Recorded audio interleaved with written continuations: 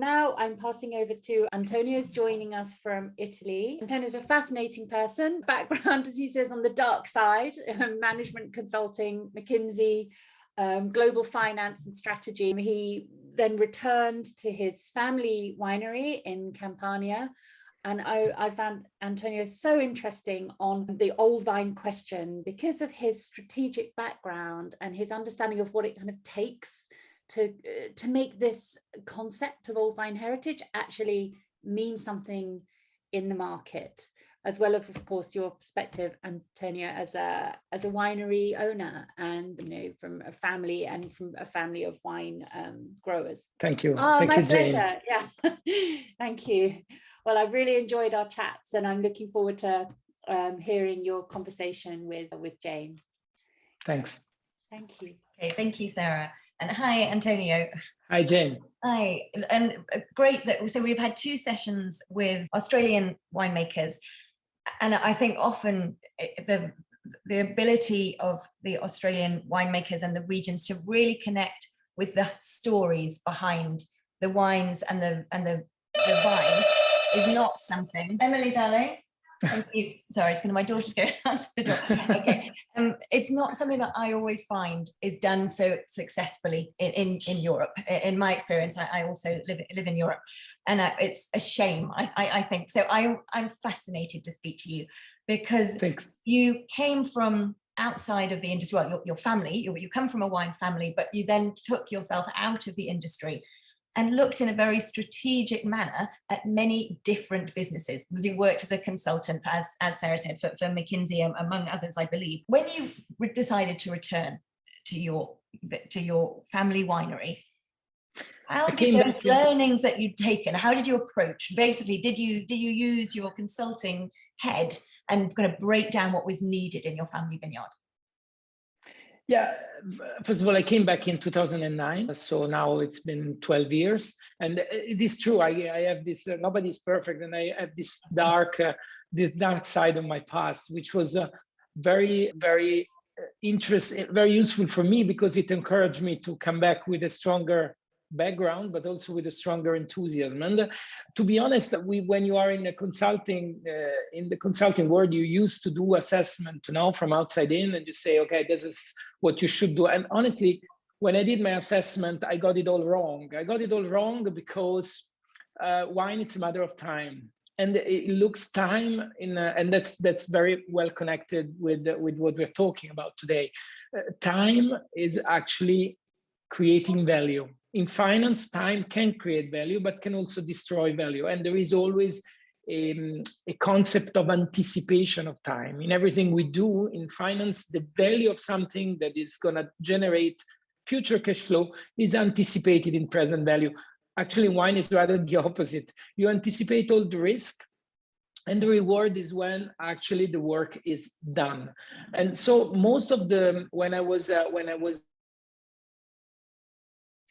yeah. Oh, we've got a video lag. Okay, hopefully Antonio can come back soon. Hopefully, because so fascinating. Okay, well, shall we could maybe sign him. I've actually, again, just while we wait for Antonio to come back, he did send me a PowerPoint of the aspects for discussion.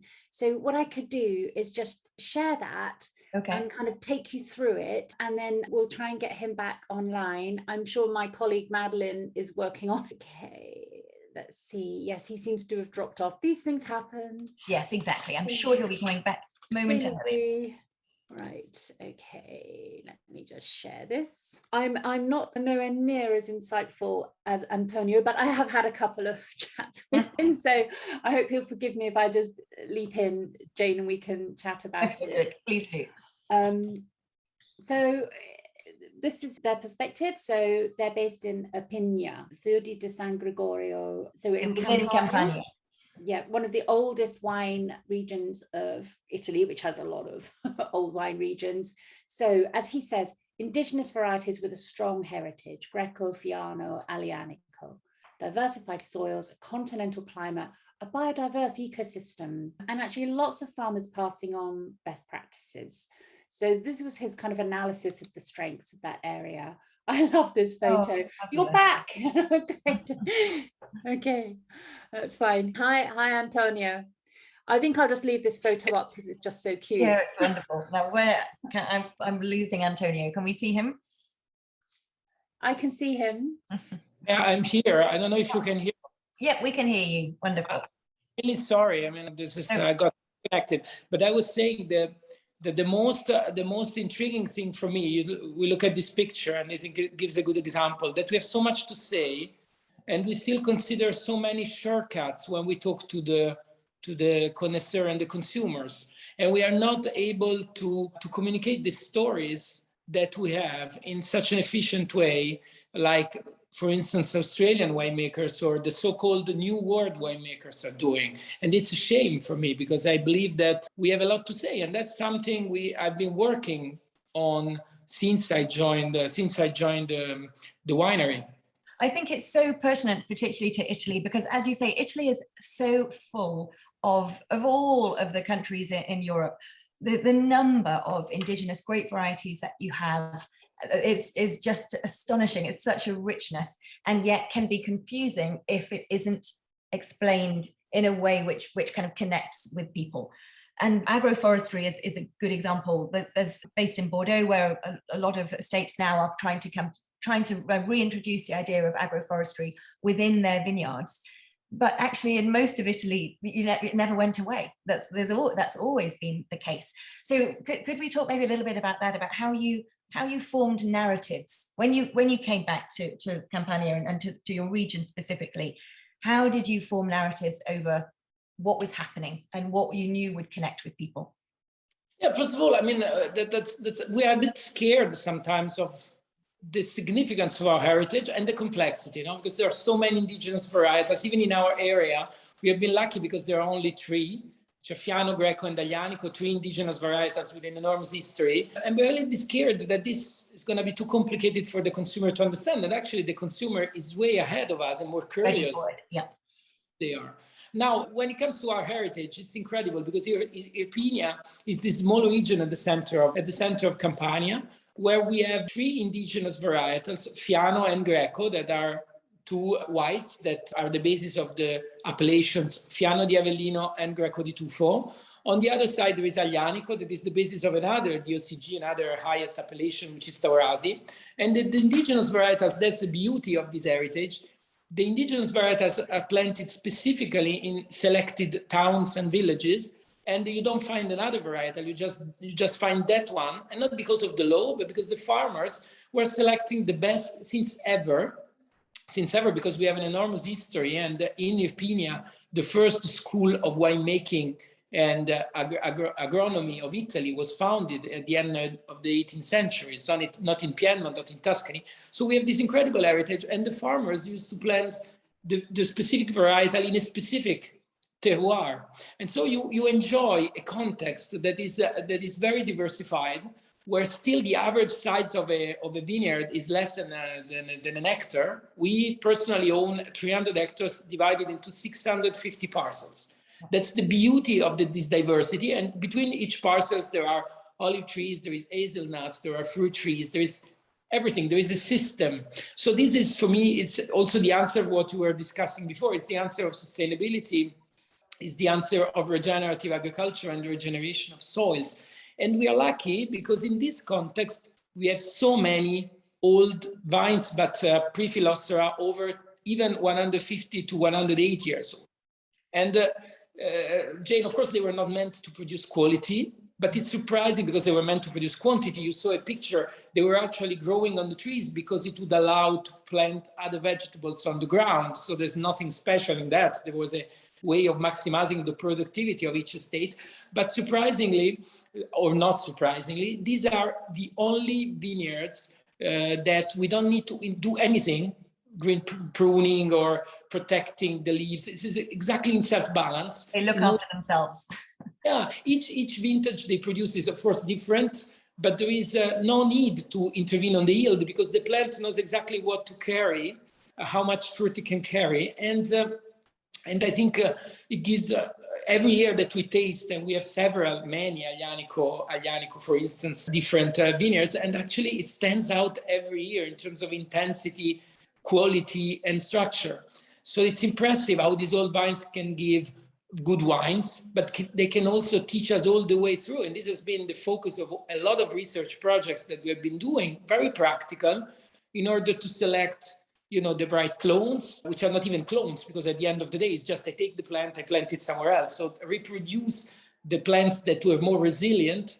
But also what's more intriguing now is working on cultivation methods that are more resilient even to climate change, which is incredible again, because the climate change, of course, it's something apparently very fast, as we were saying before, but it's also true that over time, we've been experiencing that since the last 25, 30 years in a consistent way.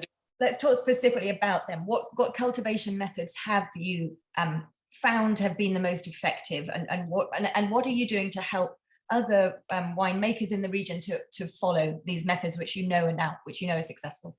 Yeah, we tied up in 2003. We did the research both with the universities, Milan and Naples, but also very practical with the Preparatore d'Uva, you hosted Marco Simonit, I think, in the first conference of old vines. He has been always, they brought in a new concept of intervening and pruning, the most respectful of the age of the plant rather than on the productivity, let's say, of a single harvest. Now, the work we've been doing is, first of all, of course, in our area, there have been a lot of Guyot coming in, but the historic is a pergola, either the big pergola that you saw, but even the pergola that is 180 meters tall as a man, that basically then is called tennecchia. It's like a small pergola that is a best way actually to protect the fruit both from the sun and from the humidity that comes up from the floor. It's our area that has over 150 days of rain per year. It's a surprising south. It's not what you expect. What we do is that we have a school of pruning open all year long. We have 3-4 specific seminars, but then it's open all the time. How long has that been open for? How long has that been going? We started 10 years ago. So, and it's open to all growers, because that's the beauty of our area, is that you still have a lot of old farmers that continue working on their own estate, and then they sell the grapes. And some of them, they make better juice than what my employee could ever make, because they know precisely. So it's when you speak about old vine, for me, it's old vine plus protecting the landscape, plus protecting the farmers. Now, it's all together in a concept of sustainability and long-term vision that we try to encompass. And every year we have these viticulturists coming to exchange in this school of pruning, and part of the content has not been established by university, but by the farmers actually themselves. And your own personal experience when you came back, what was your methodology for when you first wanted to understand more about what was in your region and how to stop any international varieties, how to put the focus on these indigenous varieties? How did you go about it right back in when you first came back? Yeah, first of all, it's good. It's easy because in our area there is no international varietals, and never been. So it was easy to resist to the temptations to plant it, because we have no story. And the so-called international varietals, by the way, it's a concept we should talk about, because there are many international varietals that are actually native in many different areas. But anyway, our native varietal has been there forever. My grandfather used to make a terrible Aglianico. So we all knew about these varietals. It was very easy for me to continue on that path. But for me, the most challenging thing, and it still is today, is how to enrich our message about these indigenous varietals. And in particular, when we talk about the fact that we have these old vines, and it's old viticultural systems, that is an enormous asset when we talk about our indigenous varietals. So our effort has been, first of all, why we shouldn't say loud, and why many producers don't say loud that they have old vine vines, in particular in the so-called old world, where we have more probably than in the new world. We don't say it.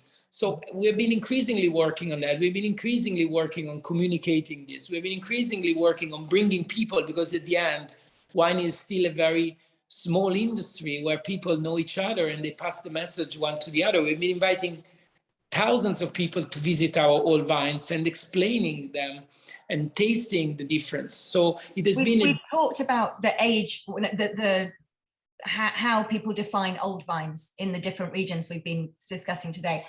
How does that work with you guys? What age do you consider old vine?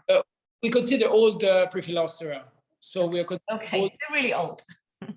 But that's another story. I mean, that's an interesting piece from my background in consulting. No, that's an issue that the category looks a little bit too blurred. So that's why many producers, they don't put their top wines in the category, because they say, okay, what's exactly this category? Was it 35 years? Is it 60 years? Is it 80 years? How are we going to communicate to the consumer?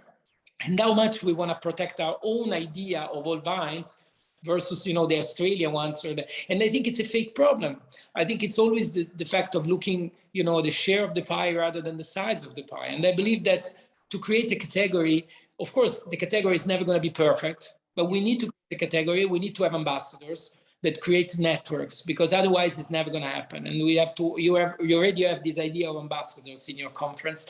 And I think producers need to do that. We should start distributing once the wine from the others in the respective countries. I would love to distribute Australian wines that come from old vines in my country, because I believe that there is a lot to tell about this. There is a lot that actually the consumer wants to know. There is a lot of the speech about sustainability that is now on the mouth of everyone, but it's different when you have a territory that they show this consistently on the ground versus territories where we are just, talking about sustainability now in intense viticultural system, which is much easier in a way to do, because once you destroyed everything else, it's easy to be sustainable. So for me, we should work about, the definition of the age. For us, it's always been ungrafted or Prephyllostera, or at least 80 or 90 years.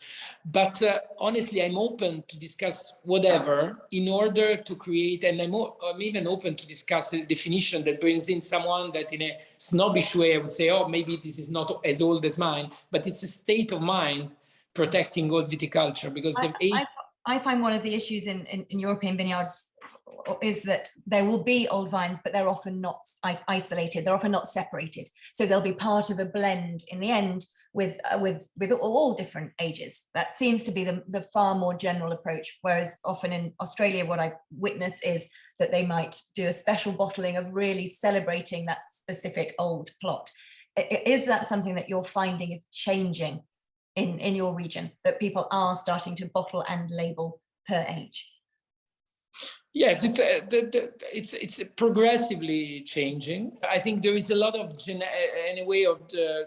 reproducing genetic material from old vines in new wines rather than using selected clones. This is growing enormously, and this is, for me, is the same thing, because at the end of the day, of course, if you were lucky and you had, like we do in the Serpico vineyard, we have 4 hectares of old vines. That's a luck. But what if we just had 4 vines and we just reproduce it new? For me, the mindset, the idea, the concept is the same. And so it's growing. It's growing in both senses, that the producers are increasingly talking about it and putting this notion ahead. And second is that in the vineyards, we are increasingly looking at our own genetic material rather than going into, selected clones that are available to everybody, and maybe in some places not even in the region, purchased in some places not even in the region. Right. Okay. And even since you have come back, the number of wineries who are actually bottling their own production has grown enormously. Is this idea of preserving the genetics of the old vines, is this something you're seeing across? Like, is there an association? Are there any kind of official organizations being developed to kind of celebrate the old vines of the region? In Italy, number of producers are increasing in general. Meaning the number of producers who are bottling their own vines. I'm saying bottlers, and in our region is growing enormously. When we started in the beginning of the 90s, there were only 6 producers at the region bottling it, producers of bottles. Now there are over 150. So it's, and I believe that everything that leads to diversity is positive. And there are, of course, local associations that the consortium or the association. I think we need to create an association that could be an inter-regional association that pushes this kind of concept. It's more now the university that in a way affiliates, in particular the University of Milan, that affiliate Professor Scienza, that affiliates some producers around them. I believe that we need to do it ourselves. And I personally would love to start this movement in Italy. There are some associations going on in France.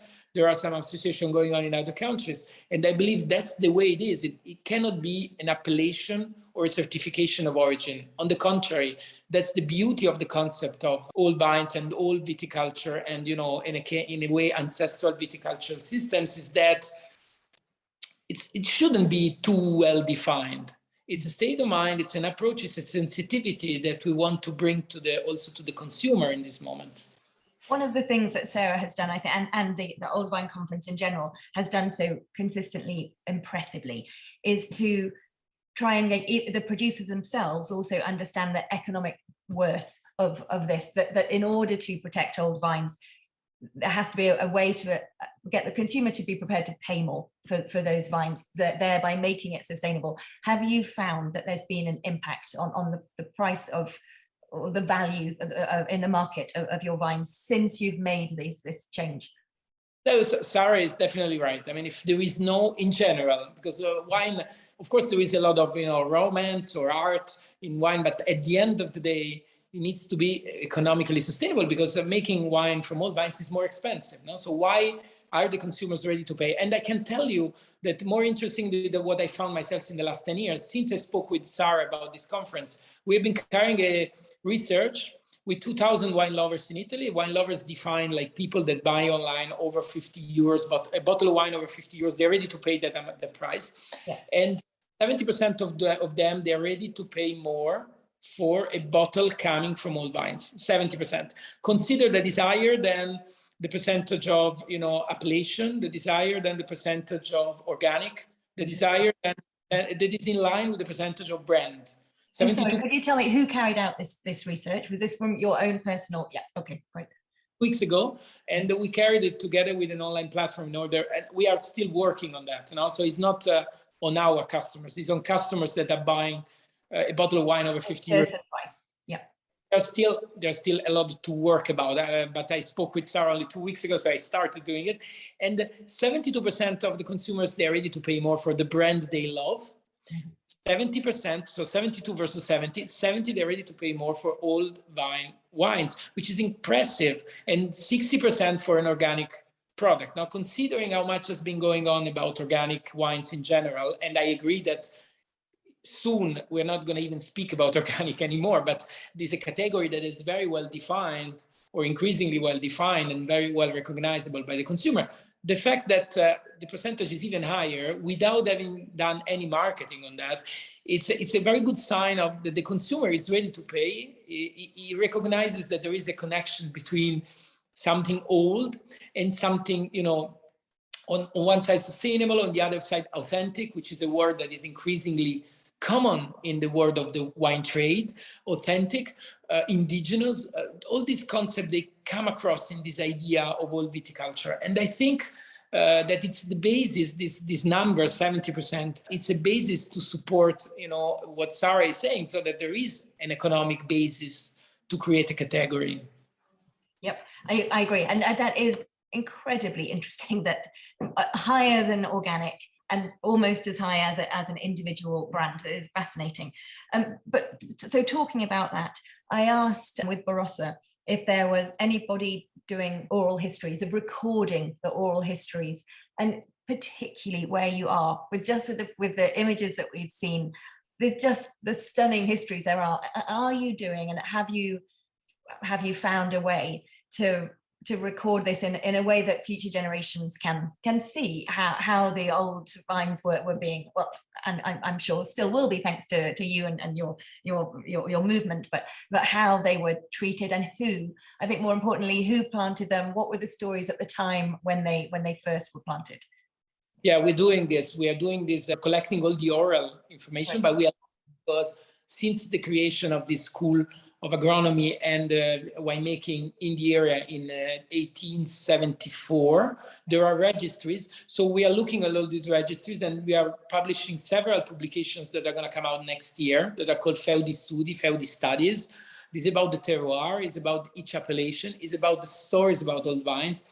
It's also about how you put a date on some of the estates. Look at the notary acts that have been the exchange of when they purchased the lands. They were written what was on that. So we could find that there were vineyards back in the 18th, back to 200 years ago, 150 years ago, 180 years ago, and they've never been replaced. So we have been doing this consistently, and we are working on several publications to do so. And I would say that we have been probably one of the first wineries in Italy that started in 96 to make an old wine. So the most consistent heritage is that we have a wine called Serpico that is the juice of it, which for me is the best, is the witness of all the system. But yes, we're working on putting the oral tradition and the written tradition all together in scientific publications. Oh, wonderful. And where will we be able to see those next year? Should be. I mean, we are working on the final, writings, but it should be in March, end of March 2022. We already have it's a collection of 4 ebooks, one about Irpinia as a whole, and one about each of the DOCG appellation. And the Irpinia are ready already, and the other 2 should be ready in March.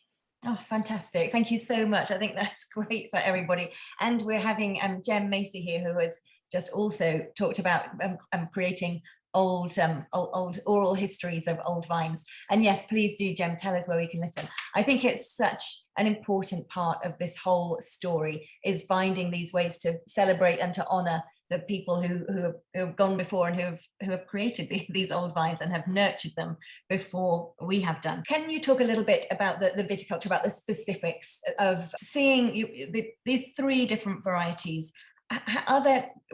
We talk about the old vines, but how are the young vines doing? I mean, how are these 3 varieties being replanted similarly, or is one of them doing much better than the others in terms of getting people to connect to them, the wine growers themselves? Yeah, I mean, honestly, in the last 2 decades, they've been mostly replanted in Guyot because it was more practical, it was more common. Now, increasingly, we are going towards the older cultivation method that I was saying. They may be a little bit less rational, but the good thing about our area is that because of the inclination, you cannot use the machine anyway. So the fact that it's a little bit less rational, but it's more qualitative, actually, it doesn't pose any problem. It's actually more of an asset. So increasingly now I've seen working on, this Tennecchia, which is this traditional method, but we still have probably 70% of our planted vineyards that are reverse Guyot. Now, the thing is we have 3 small appellations, because Greco di Tufo is 600 hectares. Fiano di Avellino is approximately the same size, and the Taurasi is the double, but it's still, they're among the smallest DOCG appellations in Italy. And unfortunately, every year there is fewer and fewer vineyards because some of the old farmers, they're just leaving it and the new generations are not going. So we are losing hectares. So we need to create, and that's where it comes back, the discussion we had before. We need to create ways to increase the value of the bottles. And now increasing the value of the bottles is not just for my winery, but it's for the old system, so that actually becomes interesting for wineries to expand, or for new generation to continue doing what the parents are doing. So we are in a context where tradition and the future, they are still finding their way to work in continuity. At the moment, there's still some tension between the 2 of them, and we, by being the leader of the area, we are increasingly committing to protecting farmers, but I think as I said at the beginning, diversity. We changed our status in benefit company last year, so a company with a mission, not just profit, but also protecting the community. And we are working on a program with all our growers But I think diversity is the key. So I believe that all the producers and new producers, they need to expand. And for doing that, we need to create value. And that's something that, in Italy in general, we are not as good as in other countries. And in particular, in our area, we don't play the cards. We try to copy others rather than playing our own cards, which are incredible and distinctive. I mean, I hope I gave an idea, but all the territories have their cards. And it's a pity that in an area like ours, we still try to, maybe to copy recipes rather than being, distinctive and bullish about what we have. That is really different from the others. That is our story, that is our varietals, our old vine, our old viticultural system, etc., etc. We've talked earlier today about the role that wine tourism can play in, on one side, in preserving, sometimes perhaps in endangering, but and hopefully in a positive way of preserving. Are you reaching out to the tourism boards or the local government? Are there things going in place in that way to encourage people to recognize the importance? I totally agree. This is key. We have a very, sometimes you attract people with the beauty of the winery, or we have a restaurant inside the winery with other things, but then you expose them to the beauty of the vineyards, no? And now increasingly people are looking for the beauty of the vineyards, I have to say. But 20 years ago, it was different. And we created a very beautiful architectural winery, and we have approximately 30 to 35,000 visitors a year. And these are the best people to spread the message, no, about everything we do. In the area, we are working to grow the tourism because generally is not an area that has been historically interested by big tourism flow.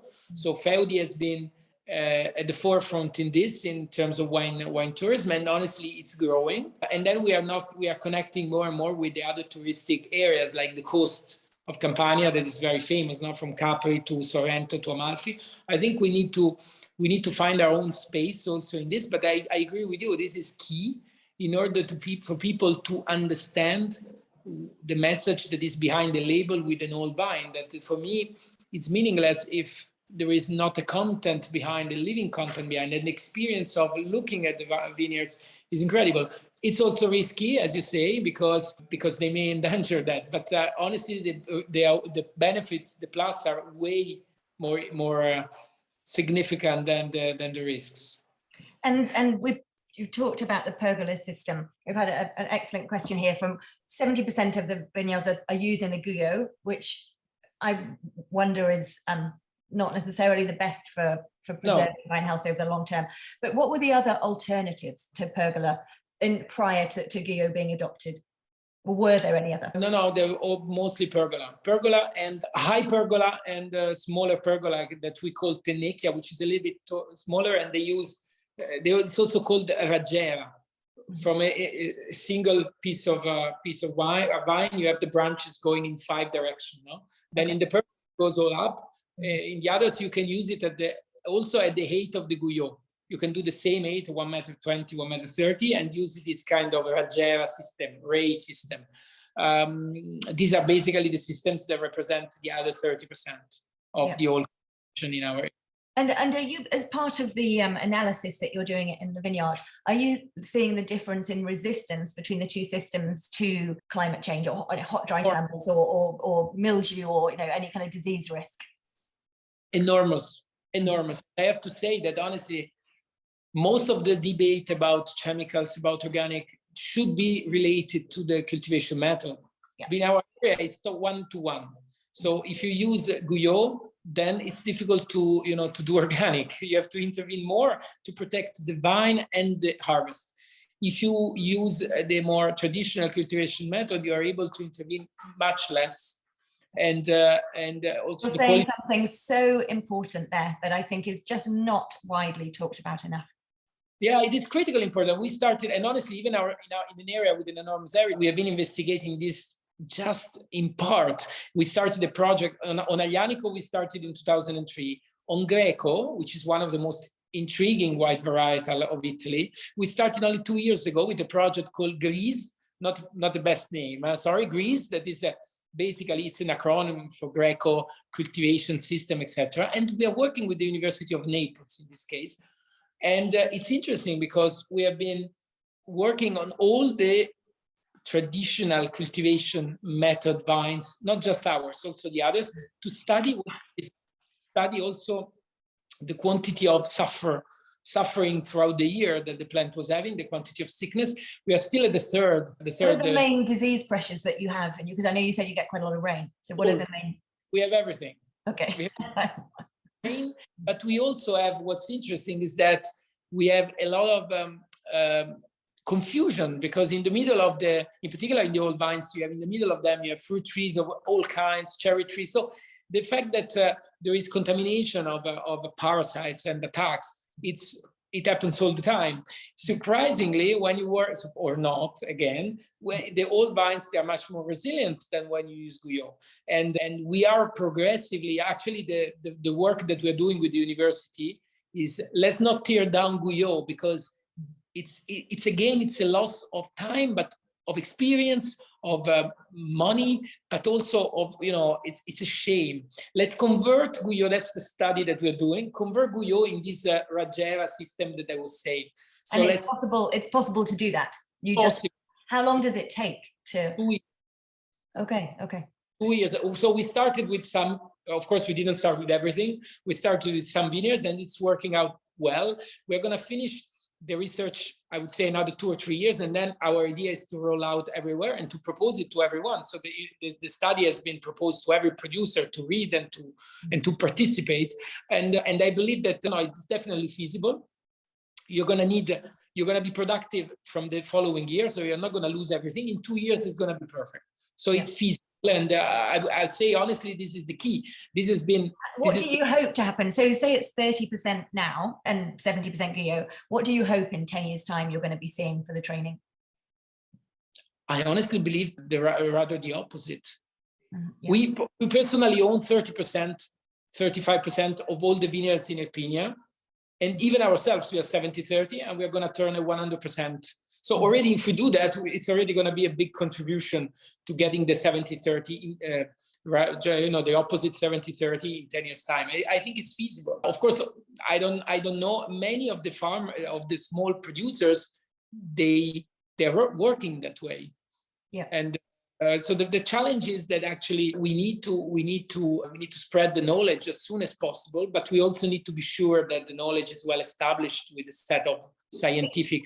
It's fascinating, and I've got to say, we've just had and it's clearly controversial to say that Guyot pruning is more susceptible to disease. I think you're not specifically saying. I think you're saying that within your region, but it's such a fascinating topic. I mean, have you looked? I'm not saying this because it would be stupid to say. No. In our region, it's been consistently tested that this is the case. Yeah, it's so fascinating. I think we could do an entire subject purely, a session purely on this, because it's very, very interesting. I might have missed others. I've been so interested in everything you've had to say. I might have missed other questions. Sarah, have I missed other things? Hello. Hi, have I missed things? Because honestly, there's so many great topics here that are being covered. So I'm worried that I might have easily missed other questions. So Jem Macy, who is an American living in Italy, making wine in Toscana, she asks, do you know the percentage of vines over 40 years old in Campania? As with the lack of international varietals, have you been lucky maybe than in Tuscany, where vines are systematically replaced every 25 years? The percentage should be in the range of 40%, 30 to 40%. It would have been more, it should have been more if some of the producers, including us, 30 years ago, they didn't make mistakes. So we were luckier, way luckier than Tuscany. We are still luckier than Tuscany. Luckily, we are using all the genetic material now everywhere in 100% of what we do. But I would say we still have 40% of what we work on that is over 40 years. Okay. Jem says that in Tuscany, it's about 15% of vines that are over 40 years. Although actually I was at a domain in Tuscany and Tenuta Sette Ponti they're in the Chianti is their technical region, and they make an old vine cuvee from very ancient Sangiovese wines and to great acclaim, and it's great wine. So I think, everywhere there will be these. What I find with, as you say, Antonio, it's people who care about this way of approaching viticulture and wine, they come from a kind of a conceptual framework that is very particular and that is really authentic in the best possible way. I think that one of the reasons why I believe that you don't want to get bogged down in arguing about how old is old, because the minute you just start thinking in terms of, as Marco Simonet was talking about with our first conference, how do you create a system for growing vines where they are going to have a long and healthy life? And once you're into that system, it doesn't matter whether they're 30 years old in a sense, or whether they're 100 years old, because all the decisions you take, the varieties you plant, where you site them, how you grow them, if you're thinking long term